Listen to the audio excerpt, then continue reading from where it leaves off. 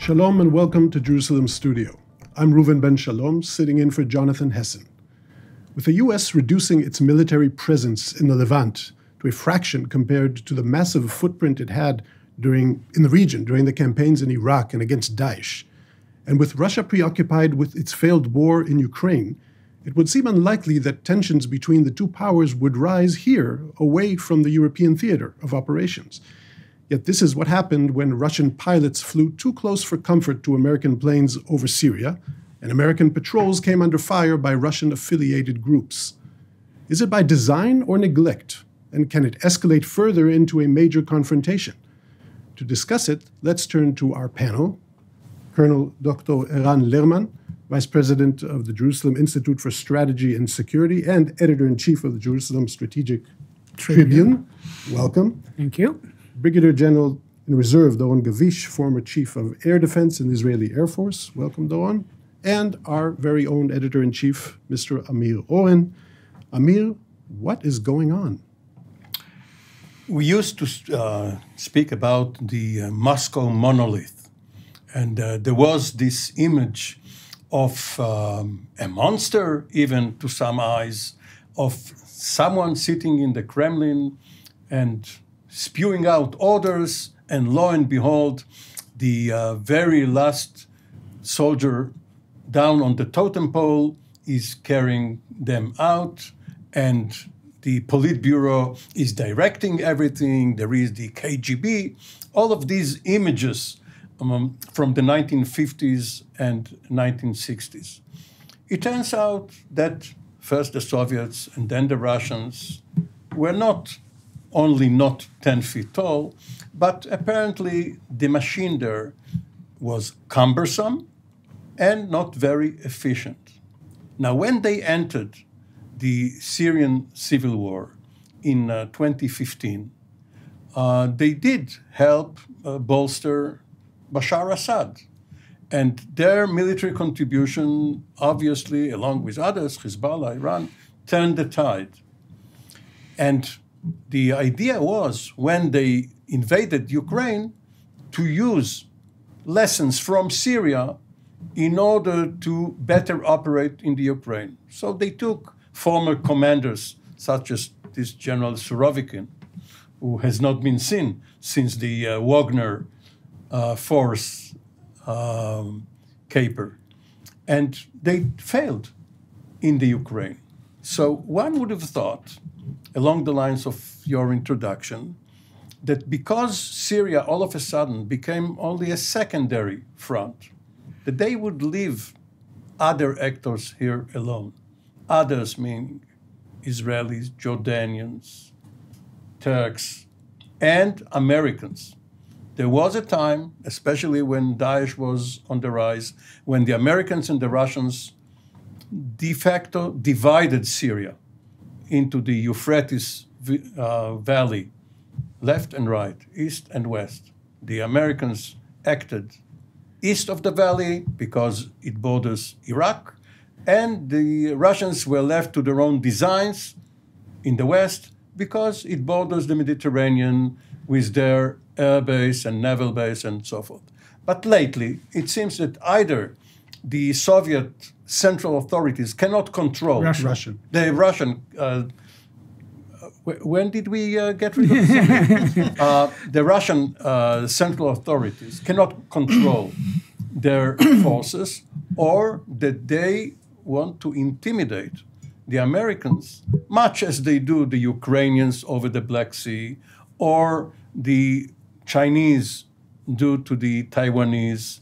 So apparently only when we get hard intelligence on what has transpired within the councils of war in Moscow, namely between Putin's own ears, then we will know whether this is an incident, is only an accident. First, let's talk about what's happening. So, Doron, could you talk a little about, technically, operationally, what is going on? What are these clashes, these videos that we see coming out? And what is the military significance of this? Well, first of all, we didn't see so many clashes between the U.S. presence and the Russian. We saw it on the Black Sea lately with the airplane, and there was a buzz that was done by some Russian forces. But I think that really what we are seeing here is the Russians, for their own reasons, as you said, are trying to say in a way, we are here, this is our territory, and we are going to set the rules of what is happening in Syria. And I think this is something that probably this is what moves, this is what is behind of what they are doing, either if it is a decision made by Putin or someone else. So I think this is something that they saw. I think also they are very concerned of what the Americans are doing in Syria. We don't talk about it too much, but it is not on the media as much as I would say other things are being shown in the media. The U.S. forces are very active in Syria. They are there. And we could say also that they even escalated the amount of being in this area, of doing all kinds of different acts.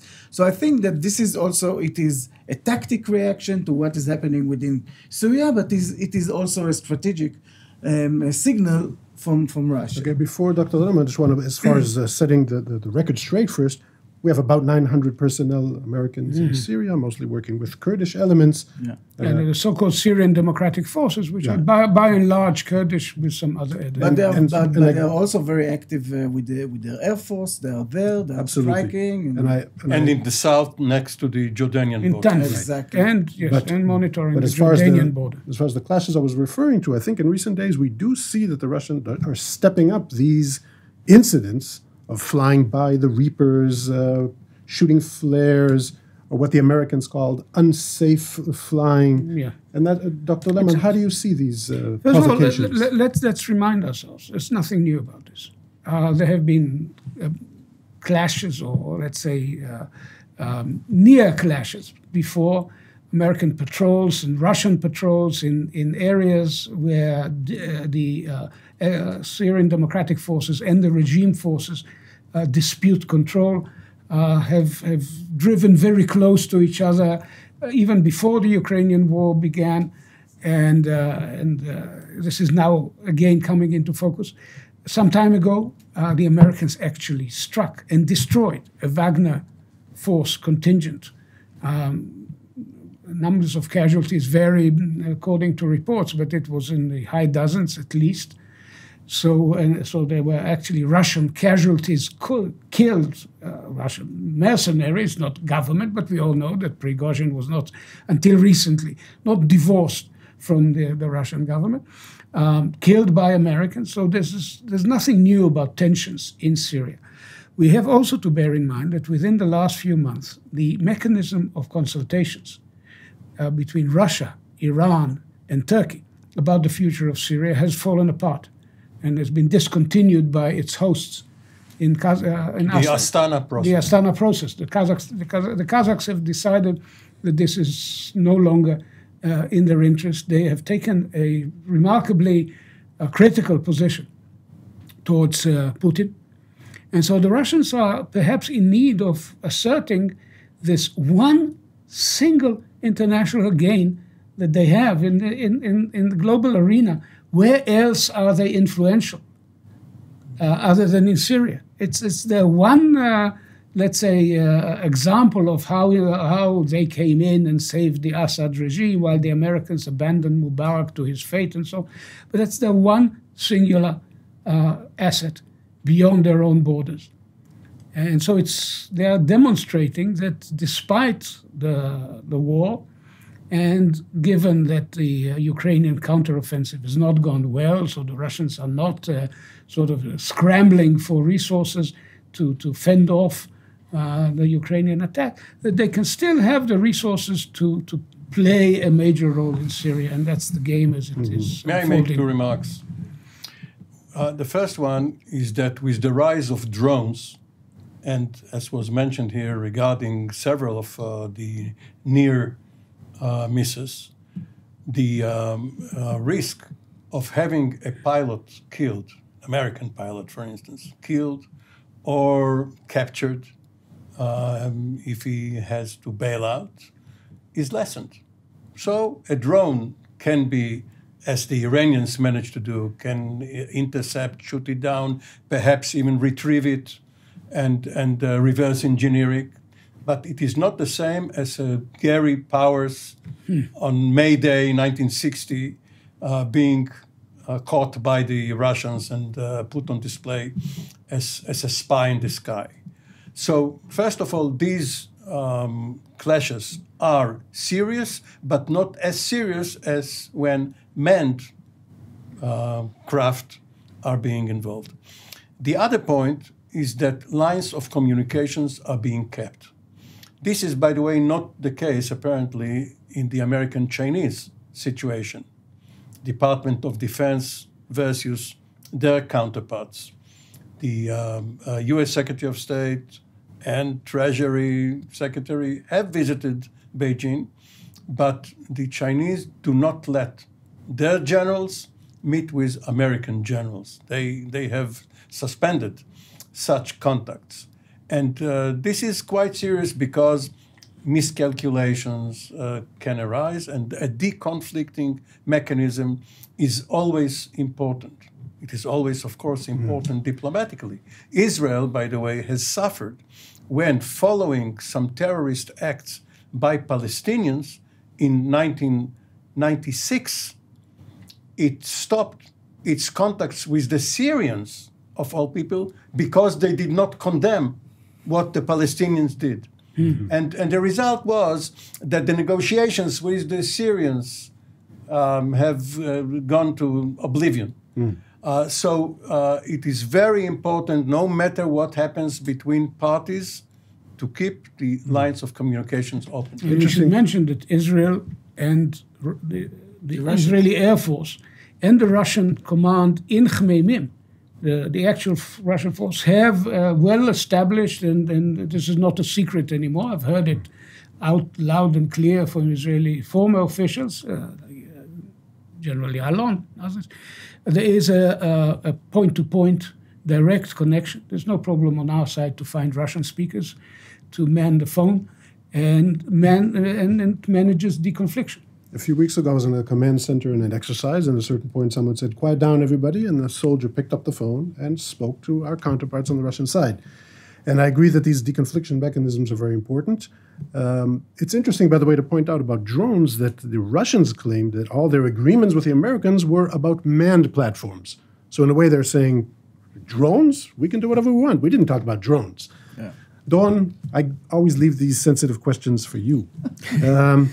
It's talking about military might, also by what we see happening with in the Ukraine war, and also their actions in the Middle East. How can you compare military might if, hopefully we don't see this, if we do see a clash in the air between Russian forces and American forces?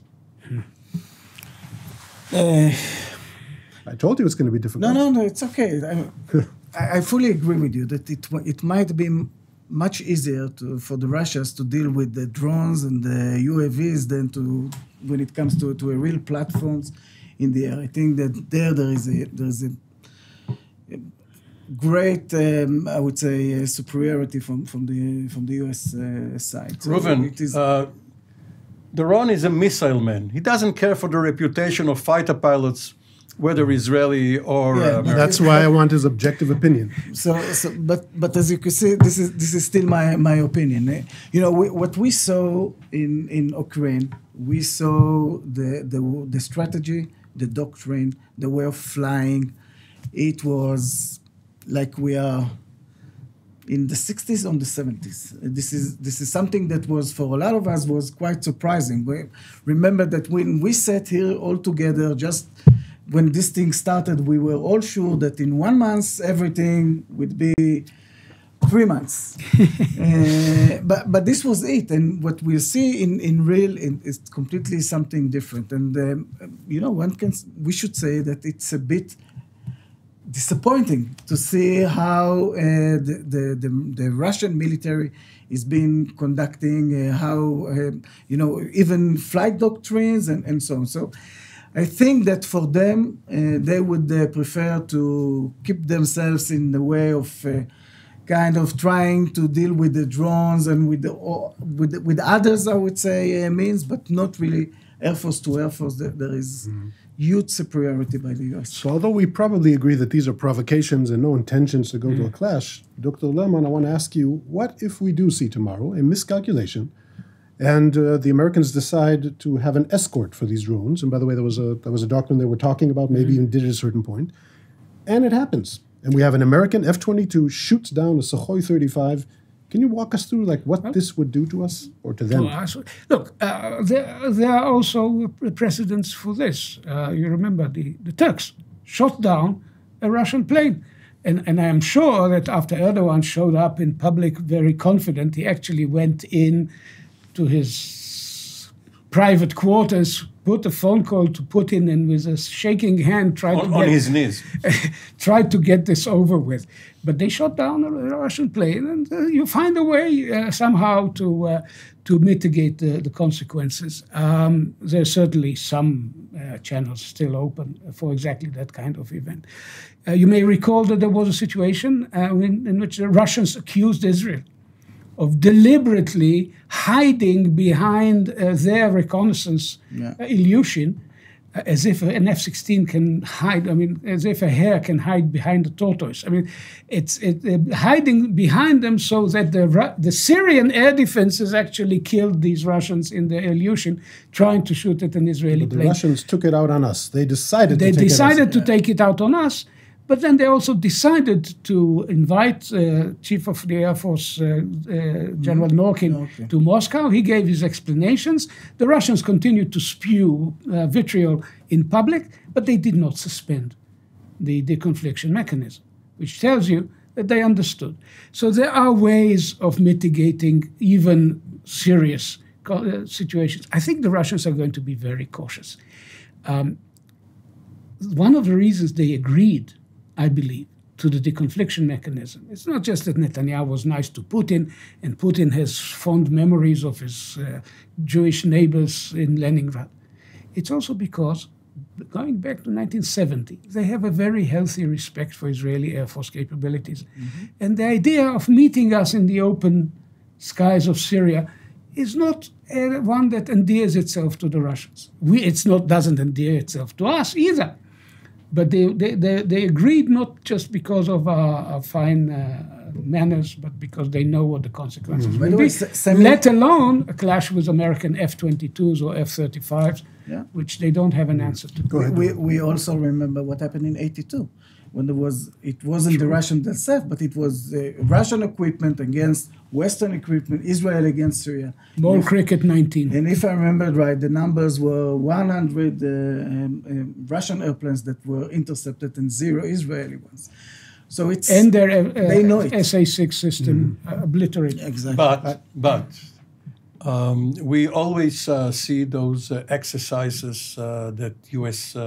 Carrier task forces conduct with destroyers and submarines and obviously planes and marines. And we hear speeches by generals and admirals and congressional testimonies. And we tend to forget that those Americans don't have a lot of combat experience. And whatever they had in Afghanistan and Iraq is not really comparable or transferable to great power versus great power, which is why they're shifting now their doctrine and their training from counter-terrorism or counter-guerrilla to such clashes. We saw what happened with the Russians in Ukraine is that they had 0 combat experience. And the first few days of any war for a new fighting force, and obviously people retire and new people come in, and theory is not really similar to practice. So both the Americans, especially American Navy, but both the Americans and the Russians don't have a lot of experience. So they could both fail in their initial clashes. Fascinating. Amir, you remind me that Lawrence Friedman, who wrote this tome about strategy, decided to choose for his motto a saying by a very wise man, Mark Tyson, the ear-biter prize fighter, who said, everyone has a plan until they get punched in the face. That's true. And then the doctrine that the U.S. Army, among services, adopted after the Yom Kippur War, which was novel for them after Pearl Harbor and many other incidents, was win the first fight. Mm-hmm. Don't wait until you counterattack. Mm-hmm. Usually they absorbed the first blow, then recovered with all their industrial might, with their Security Council veto and all of that. And then they proceeded to get even with the enemy. No, win the first fight. Mm. But Reuven, I also want to add to your question. Let's look again on interests. I'm not sure that the Russians have a real interest to open a second flank. And now they have Ukraine, and then Syria would be the second one. They're occupied enough in Ukraine that we saw that they are shifting means from Syria to the Ukraine. So I think it probably would stay of them trying to as Eran described it before, they want to show they are still there. They have their own interest. We have to remember that for the Russians, this is the exit to the Mediterranean. This is a huge interest that they have on their staying there in Russia, but in Syria, but they don't really. I don't think that they have any interest now to open a second flank. That would be a real miscalculation by the Syrians if this is something. Also, it has a lot to do with what one may call presidential politics and packaging. A certain president, be it Putin or Biden, can use a certain incident either to warn, to sound ominous, or in order to get some better relationship from the other side. It depends on the character and the particular timing and circumstances around it. So one does not know. Sometimes a crisis can become an opportunity for breaking the ice. Can I just take it down to a specific point, Amir, because Jonathan left me here in charge and I have to deliver. Of course. I have to understand what's happening with Daesh on the ground. The American presence here, they keep talking about Daesh is still here. We have to degrade in the American terminology. Assad forces had a major clash with Daesh just recently. Which is, by the way, interesting because in a way, all these forces here that are clashing on the drones are supposed to agree about the mission. But could you talk a little about what's happening with Daesh now as far as this main mission of the Americans? Daesh is still around, even though it's dispersed, but left to its own devices could regroup and again become a threat. And therefore the Americans are keeping the international control group or coordination cell. And one of their most worrisome problems is what to do with the prisoners. There are thousands of Daesh prisoners in compounds in Syria. They also have their families outside of the compound in other compounds. They cannot be released and they cannot be taken care of.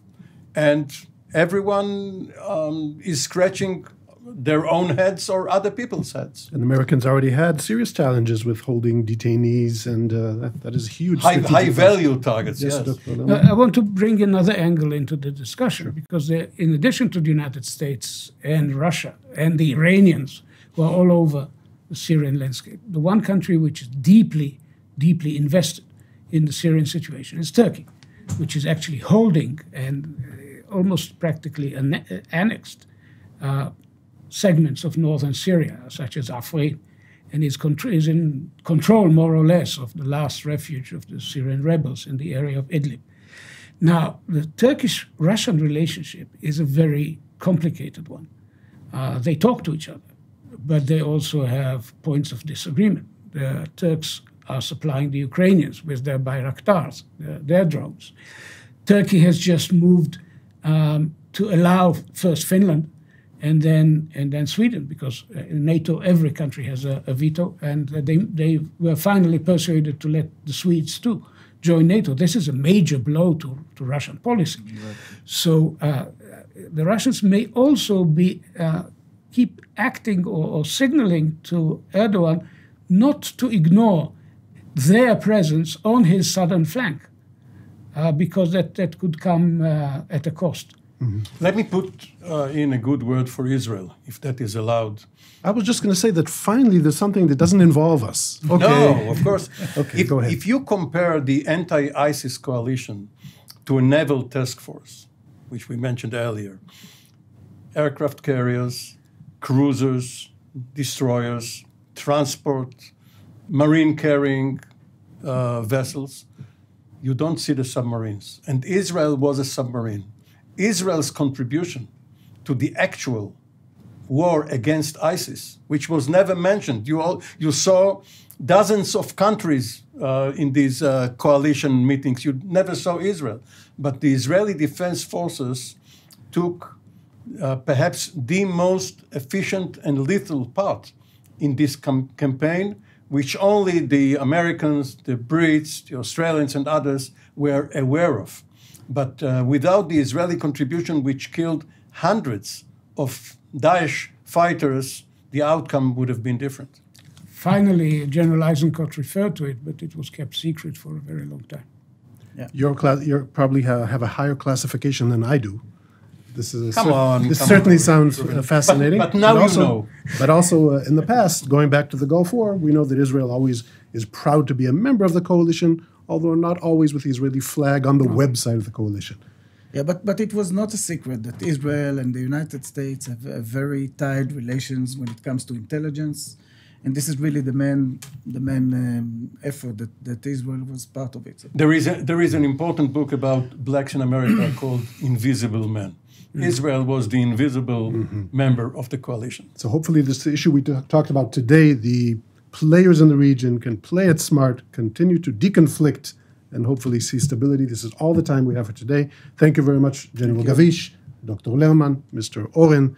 I want to thank our viewers for being with us today, and we'll see you next time. Shalom from Jerusalem.